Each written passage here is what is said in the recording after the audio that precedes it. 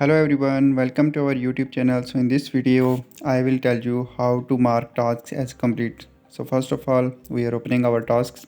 So these are all our tasks. So we will just click on details.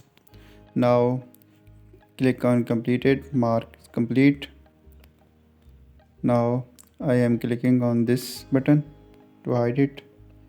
Now again, you can see click on details, mark complete. You can also click here to make it again completed. So now we click on second task, just mark here, unmark here. You can also select this option. Now click on details. Now you can see it is completed. Now we'll click here.